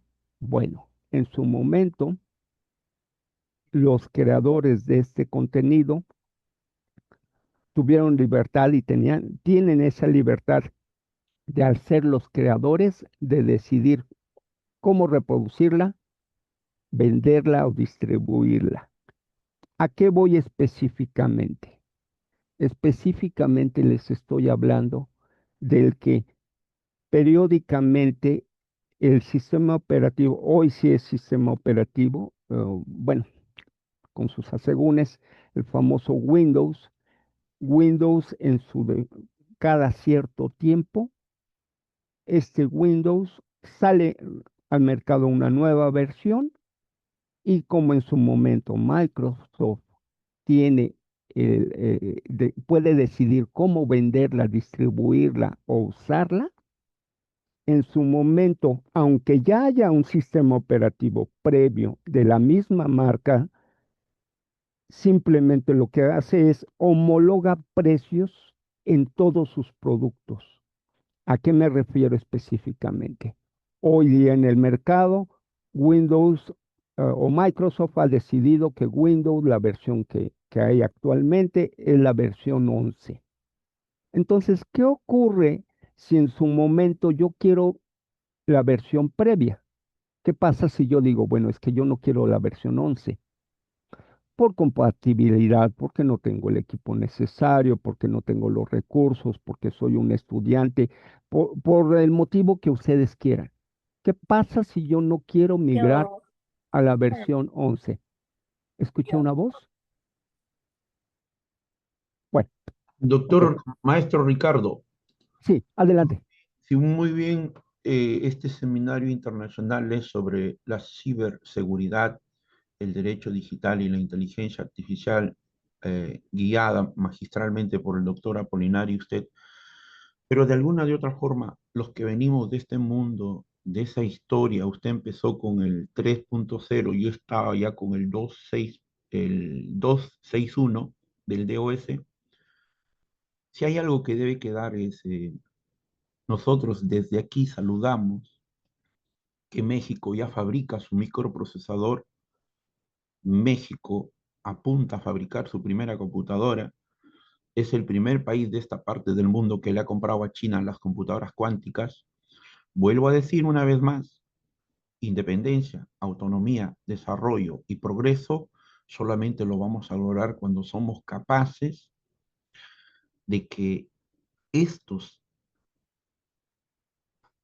componentes electrónicos, estos dispositivos electrónicos, estos equipos y estas máquinas seamos capaces de fabricar en nuestros países. ¿Por qué es importante la historia de la computación, la historia de la evolución de la arquitectura de los microprocesadores, desde el transistor hasta el día de hoy? Porque de alguna de otra forma resume las ciencias físicas, las ciencias matemáticas, las estadísticas, dentro de ello las ciencias de la computación, una disciplina, la inteligencia artificial, a que nosotros debemos apuntar como sociedades, como naciones, en vías de desarrollo, porque no somos altamente desarrollados en aspectos tecnológicos y que nuestros estudiantes, desde los niveles, desde los que inician a estudiar en la vida, conozcan estos componentes, conozcan estos dispositivos, que se acerquen a ellos por cuentos, por relatos, por historietas. Ahora que la IA nos alcanza y nos provee millones de estrategias, de elementos didácticos, de metodologías activas, de tecnologías learning. Entonces, maestro, solamente podemos lograr desarrollo, progreso en nuestras naciones cuando conozcamos bien lo que otros han transitado hace 70, 80 años, lo que otros han caminado más de medio ciclo en una planificación constante, duradera, mirando la preocupación de todos los ciudadanos, una democratización de educación para todos y por sobre todo, mirando el ejemplo de China, mirando el ejemplo de la India en ciencias de la computación, se pusieron de acuerdo qué es lo que tenían que hacer, a dónde debían apuntar, qué es lo que deberían lograr. La ciberseguridad necesaria como, como una herramienta de sabernos defender, de sabernos proteger, pero lo primero es cimentar y fundamentar nuestros niños, nuestros jóvenes, nuestros adolescentes y nuestros ciudadanos que conozcan cómo nosotros podemos desarrollarnos sin mirar a nadie, mirando lo que tiene Perú, mirando lo que tiene México, mirando internamente lo que tiene Cuba, cada uno de nuestros países. En eso insisto constantemente, maestro Ricardo, doctor Apolinar. Siempre muy valioso su participación, maestro. Efectivamente, la empresa Nvidia, fabricante de microchips en su momento, hoy día de microprocesadores, anunció en el 2024 por parte de la empresa Foxconn el que está construyendo una planta en Guadalajara, México, misma que va a producir el microprocesador GB200, que es precisamente para la computación cuántica. Le agradezco mucho su aportación, es muy, muy valiosa y para mí es muy satisfactorio saber el que efectivamente estoy tratando con personas que en su momento están muy al tanto en la tecnología, que en su momento están desarrollando los mismos y que quizás al inicio de esta clase, de este seminario, lo estábamos platicando con respecto al doctor Juan Carlos. Qué bueno, que es un placer para mí encontrarme entre personas tan conocedoras, personas que han estado en el ámbito académico y del desarrollo, los cuales en su momento engrandecen y enriquecen este tipo de presentaciones que les pretendo dar. Perfecto. Terminado esto, ¿alguna otra pregunta? ¿Algún otro comentario? Como ya veo que ya estamos sobre tiempo, voy a hacerlo un poquito rápido para evitar mayores situaciones. Bueno, regreso rápidamente al ejemplo de Windows. Windows, cuando Windows 11 es lanzado, Microsoft decide que su política de costos la va a igualar con Windows 7, con Windows 8.1, con Windows 7, con Windows XP. ¿Para qué? ¿O por qué realiza esto? Porque por lo general todo aquel software o aquel desarrollo tecnológico que es superado por uno nuevo, generalmente decrece o su valor es menguado, es menor. Sin embargo, en este caso, Microsoft iguala los productos y no importando el sistema operativo que tenga previo al que está lanzando, coloca en el mismo precio este software y así prácticamente obliga a la industria o en su momento al consumidor a que adquiera el nuevo producto con sus ventajas y con sus desventajas. Recordemos que no todos los productos son la mejor opción en ese momento. Quizás sea la mejor opción para el fabricante o quizás la más vistosa o quizás sea lo que nos pretenden hacer creer que es lo mejor. Sin embargo, no siempre ocurre aquí así. ¿Por qué lo afirmo de esta manera?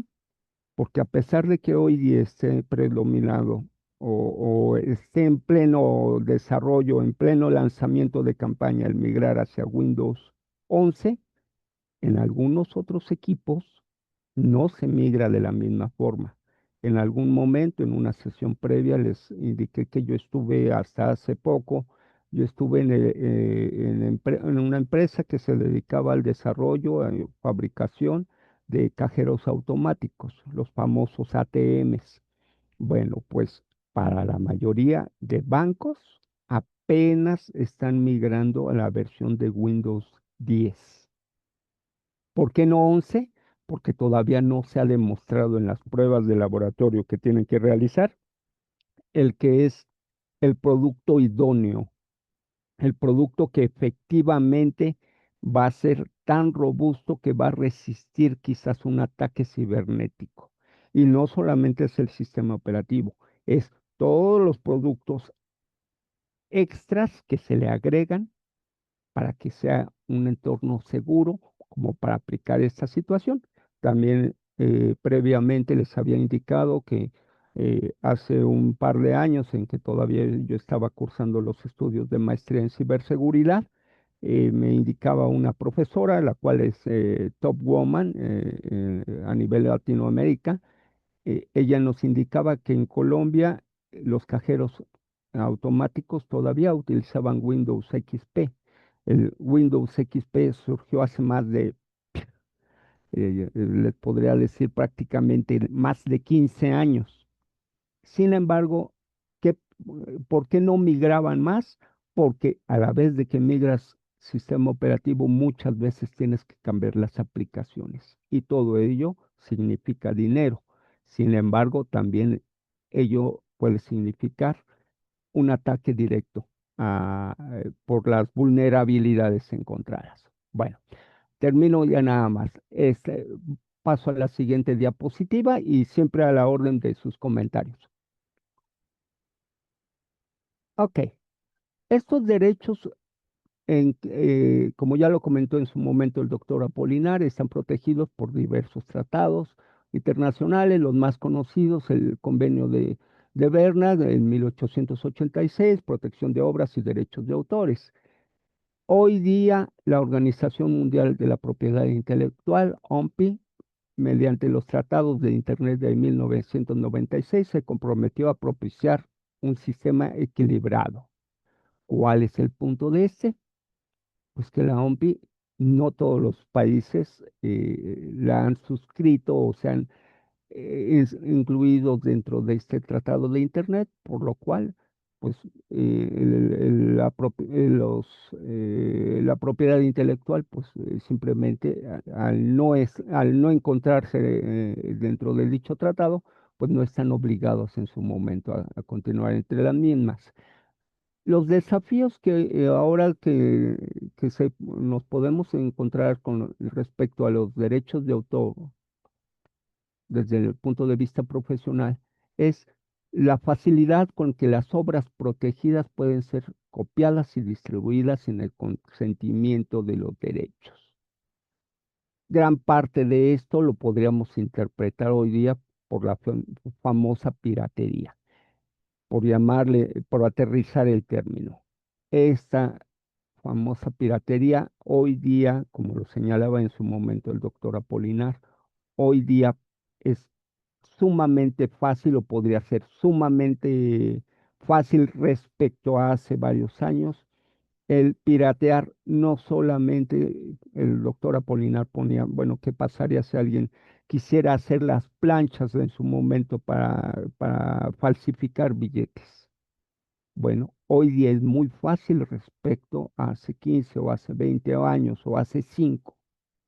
Hoy día tenemos a nuestra disposición o en los países lógicamente más adelantados tecnológicamente, hoy día existen impresoras 3D, las cuales teniendo ciertos planos, teniendo los planos de alguna obra, pueden imprimir en su momento, por imprimir en 3D, me refiero al hecho de que tenemos una impresora la cual fabrica desde cero, puede fabricar algo que ya exista.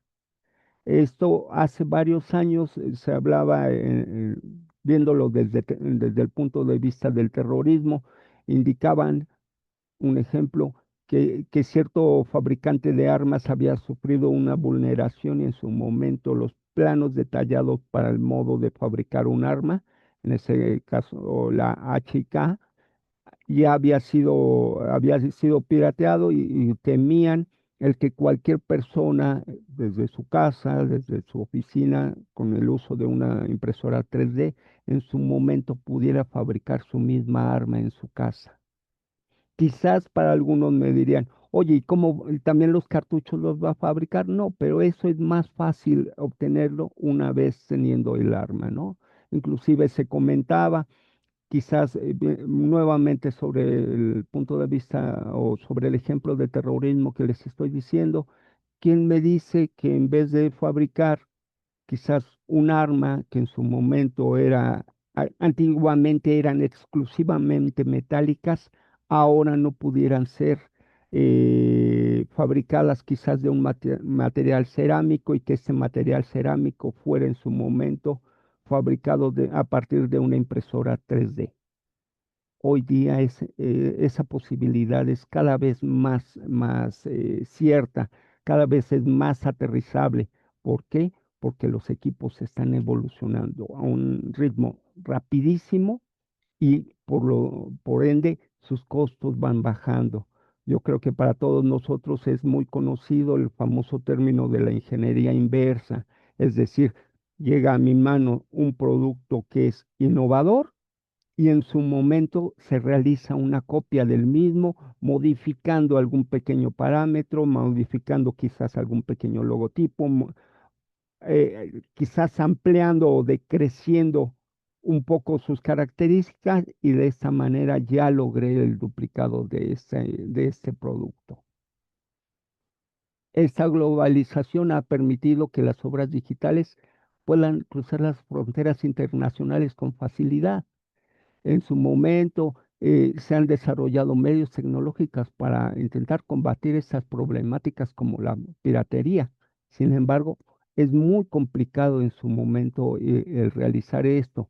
Se han intentado innumerables formas para en su momento evitar la piratería, como lo han sido los criptogramas, ya que en su momento limitan la forma en que pueda ser digitalizada nuestro producto que queremos proteger.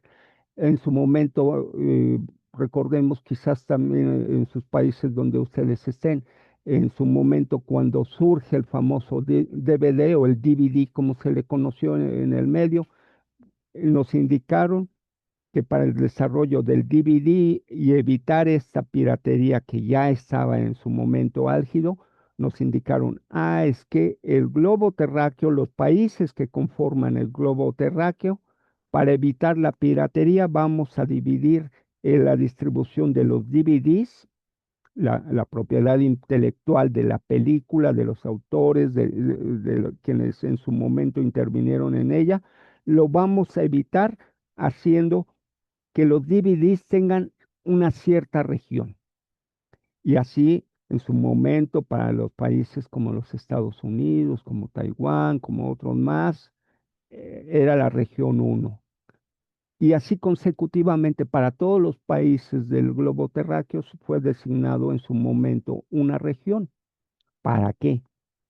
Para que cuando nosotros tuviéramos un DVD región 1 que era comercializado en los Estados Unidos, en mi país, en México, era la región 4 la que predominaba o la que había sido establecida, de tal forma que en ese tiempo lo que nos indicaron fue un DVD región 1 no va a ser reproducido en un aparato que haya región 4 y a su vez uno en región 4 no va a poder ser en su momento procesado en la región 1.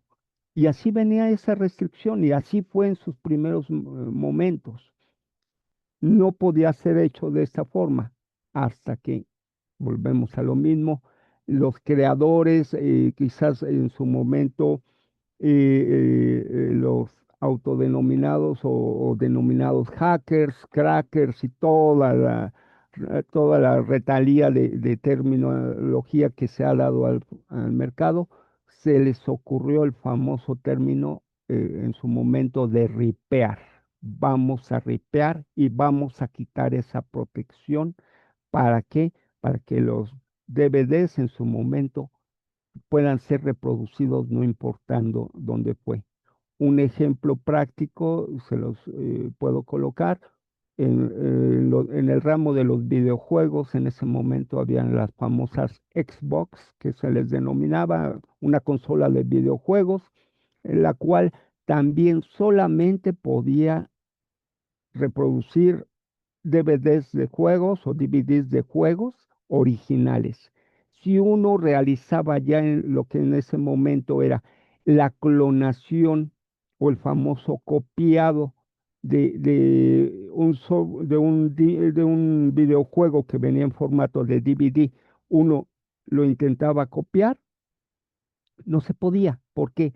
Porque el lector no podía leer ese tipo de formato que aunque se suponía que era idéntico, pues tenía su sistema de protección anticopia. Sin embargo, volvemos a lo mismo, los conocedores, quizás los cazadores de saber cómo vulnerar estos sistemas, en su momento indicaron, bueno, vamos a hacer una actualización del lenguaje de programación del lector de ese DVD, es decir, de la caja, del hardware. A estas actualizaciones de este programa, cuando ya es directamente sobre el microprocesador, sobre los microprocesadores, se le conoce normalmente en el medio como una actualización de firmware. Es decir, no requieren de un software para que en su momento funcionen de cierta manera. Si ustedes quizás puedan recordar, en ese tiempo simplemente conectando a corriente eléctrica un reproductor de DVD para una computadora, simplemente con conectarlo y encender, alimentar eléctricamente, automáticamente el lector de DVD hace una función. En ese momento encendía ciertos motores, giraban un cierto número de veces, la lente láser se iba a una posición de home y regresaba, es decir, realizaba cierta función. Esta función lo realiza porque el firmware que tiene la programación que le indica cómo actuar este hardware viene alojado en el interior del microprocesador y este es denominado firmware. En el momento en que alguien realizando investigación actualizaba el firmware del lector de DVDs de estas cajas de las Xbox, en ese momento pudo leer software pirateado o juegos pirateados. Entonces, eso de en su momento de proteger obras digitales y en su momento contrarrestarlo y obtener la forma de piratearlo, es un juego de nunca acabar. O bueno, hasta cierto punto, como se los voy a hacer mención rápidamente. Ok, en su momento, adelante. Ricardo, por favor, nos queda 4 minutos para terminar nuestro trabajo maravilloso del día de hoy, maestrito. Perfecto. Bueno, muy bien. Les abrevio todo esto. En su momento, como podemos ver aquí, tenemos software propietario. Aquí les marco las marcas más conocidas: Windows, AutoCAD, Adobe, Macintosh.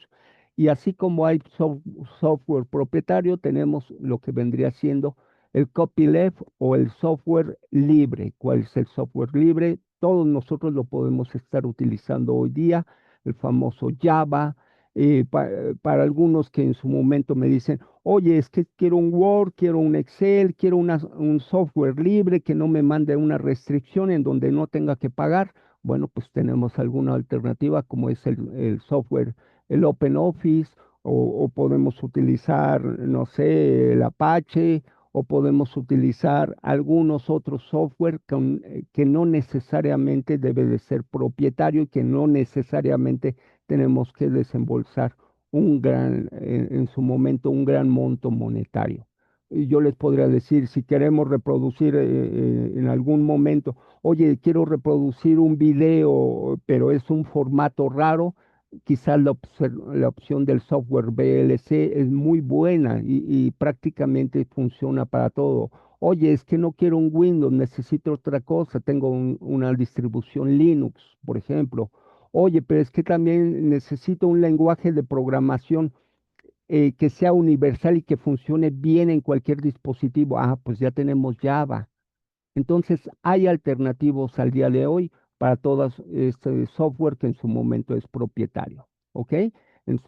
Aquí en su momento les voy a compartir la información. Vienen los distintos tipos de licenciamiento que hay, algunos gratuitos, algunos de ellos les piden pequeños detalles, como decir, oye, puedes usarlo como viene. Sin embargo, yo te proveo el código fuente por si es que puedes detectar algún problema y en su momento lo puedes mejorar simplemente con que me compartas ese material.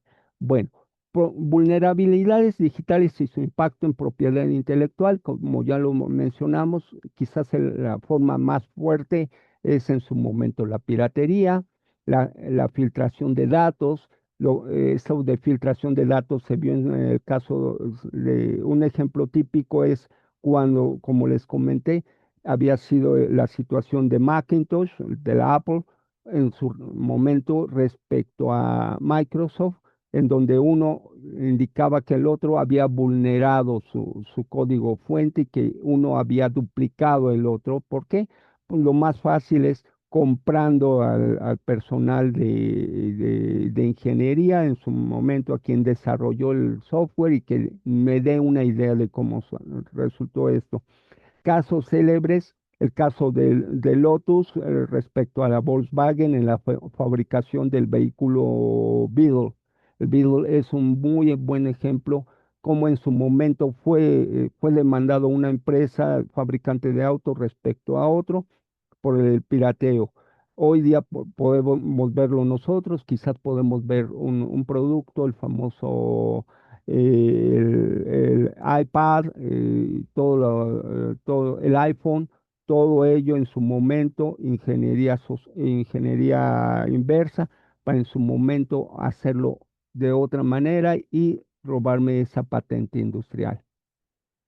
Y aquí les muestro lo que en su momento fue parte de la piratería intelectual, ejemplos muy famosos para el robo de material como lo era música, como lo eran videos, el famoso Napster para aquellos que quizás en los años 90 y en los años 2000 en su momento, oye, quiero música, pero en vez de obtenerlo en un formato original, el famoso CDR o en su momento el formato WAV, bueno, pues ahora ya saqué una nueva versión que le llamamos MP3. Y con el MP3 nada más se abarca aquellas frecuencias sonoras que capta el oído humano, por lo cual un archivo muy grande lo hago pequeño y en su momento Napster fue una de las tantas empresas, como también lo fue más adelante Limeware, Kazaa, Ares, en su momento la forma de distribuir, de piratear ese software. Como parte del desarrollo de piratería también fue muy famoso la empresa Taringa, una página web un sitio web al cual nosotros accedíamos y, oye, necesito tal software y no faltaba quien lo compartía de una manera ilegal. Hoy día, prácticamente de estas empresas, LimeWire, para mi punto de vista, es uno de los únicos que ha sobrevivido, cambiando su esquema de, ya no es piratería, se pagan ciertos derechos sobre esta propiedad. Muy bien. Continúa en este caso el sistema de gestión de derechos digitales, el DRM, el cual es conjunto de tecnologías para proteger la propiedad intelectual digital. Y esto, hay múltiples formas de realizar este tipo de cosas. Anteriormente, por ejemplo, si nosotros teníamos algún software y queríamos en su momento protegerlo, había una serie de dispositivos tecnológicos que se colocaban quizás a la salida de algún puerto.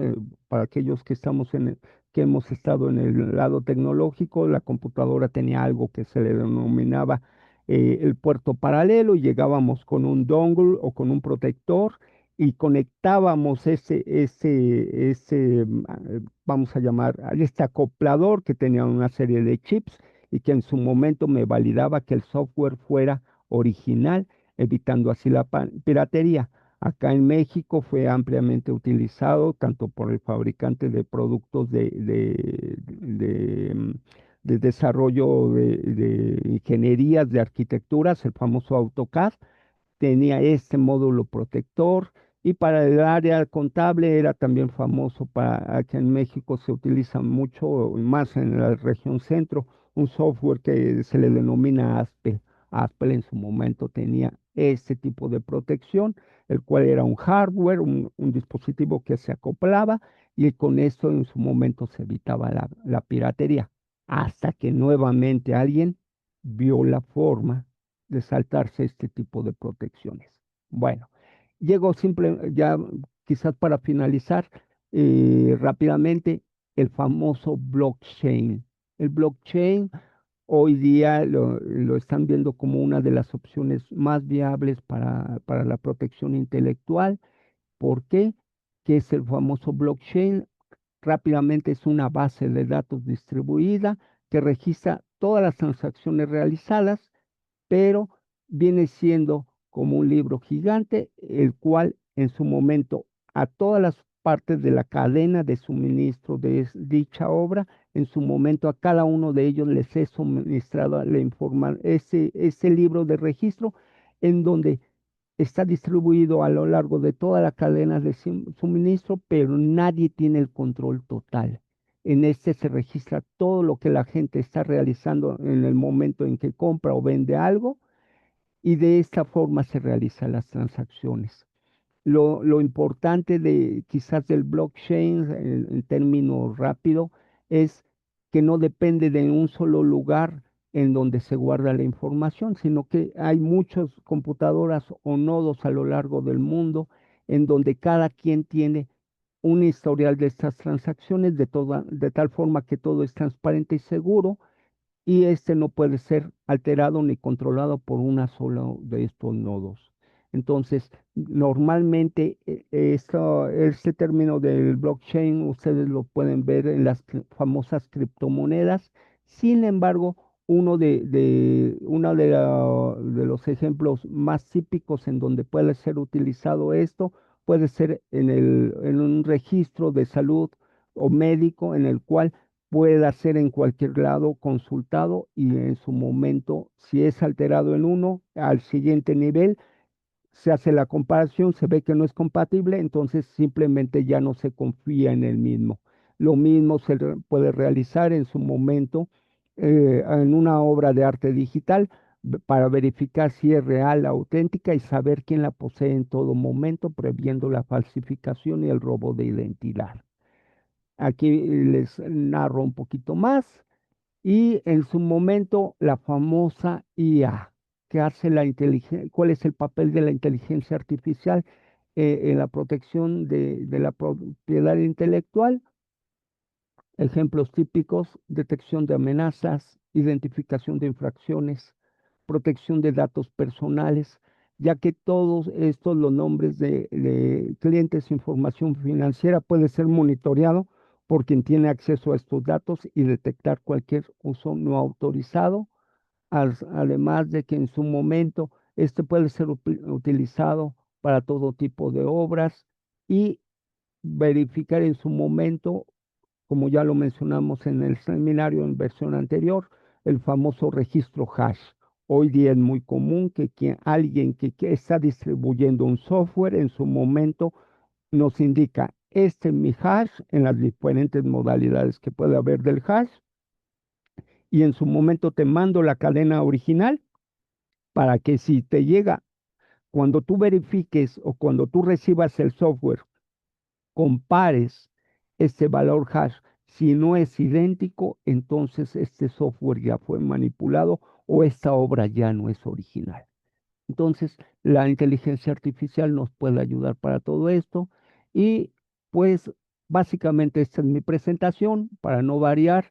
En su momento, para aquellos que pudieran querer la presentación, saber de dónde saqué toda esta información, gran parte de mis conceptos, les proporciono una bibliografía en donde en su momento pueden, si es que alguno de ustedes quiere esta presentación, con todo gusto ahí se puede documentar.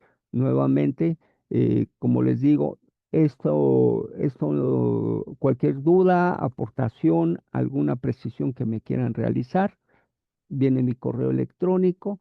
En su momento, para mí ha sido un placer estar con ustedes. Siempre es un privilegio para mí estar exponiendo ante el Instituto Peruano de Inteligencia Artificial. Y bueno, pongo también ahí un pequeño comercial hacia en su momento la universidad en donde realicé mis estudios de maestría. Y bueno, pues muchas gracias. Yo les agradezco mucho el que me permitan atacar este tipo de temas que siempre me son muy interesantes, muchas veces apasionantes y pues de antemano una disculpa por haberme quizás profundizado en algunos temas que me son de mucho agrado. Le Gra- agradezco mucho. Gracias totales, maestro. Por favor, por el tema del tiempo, a las 11 nosotros continuamos con otro seminario internacional. Vamos a agradecer al doctor Apolinar Rodríguez Rocha y a nuestro maestro Ricardo de la Puente Moreno. ¿Nos Vamos, podría confirmar el correo, maestro? Ándele. Sí, gracias. Voy a vamos a dar por clausurado este primer ciclo año 2025 de este seminario internacional que tiene como título general Ciberseguridad, Derecho Digital e Inteligencia Artificial. El título de esta maravillosa presentación, Propiedad Intelectual en el Entorno Digital, Inteligencia Artificial, a cargo del doctor Apolinar Rodríguez Rocha y de nuestro maestro Ricardo de la Puente Moreno. Para el directorio del Instituto Colaboradores en el Perú y en el extranjero, siempre es un altísimo honor contar con la participación de dos amigos que nos acompañan desde el hermano país de México. Muchas gracias, suscríbanse al canal de YouTube del Instituto, todo nuestro trabajo es totalmente gratuito. Un abrazo muy fuerte, maestro, para los dos y a todos los que nos han acompañado en Zoom. Un placer, siempre a la orden. Muchas gracias. Gracias, hasta pronto.